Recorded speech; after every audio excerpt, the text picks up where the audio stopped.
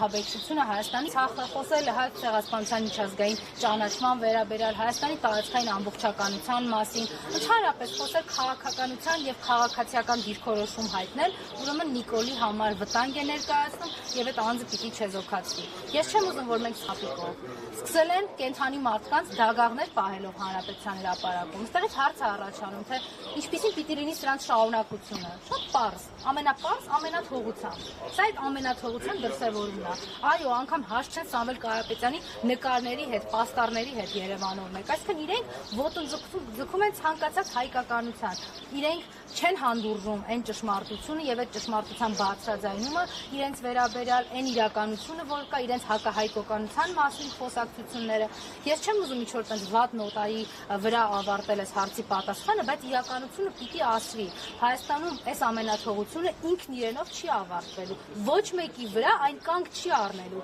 Եթե մենք, չգիտեմ, մի քանի տարի առաջ մտածում էինք, որ սրանք բավարարվելու են սատանա բռնելով, այսինքն հրճակելու են, որ ինչ որ մեկը սատանա է եւ դրա համար են իրեն բռնելու, եթե ինչ որ մարդիկ մտածում էին, որ այս սահմանադրական դատարանի կազմը կլուծարեն եւ դրանով կավարտվի, մտածում էին դատարանները կշրջափակեն դրանով կավարտվի, չէ։ Այսօր արդեն հասել ենք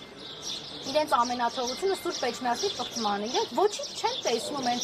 մտքի մեջ, որ ԱԱԾ-ի այդ հեղինակազրկված ԱԱԾ-ին կարող են հանձնարարել գրոհել վեհարանը, բռնություն գործադրել սրբազան հայրերի նկատմամբ։ Իրենց համար սա նորմալ է, ինչի որտեղ այն թուրքական ծրագիրը, որ 2018 թվականի իշխանությունը զավթելուց հետո իրենց հանձնարարվել է, շարունակվում է։ Այդ թուրքական ծրագրի մեջ է նաև այդ Էրդողանի տակ ծալվելը եւ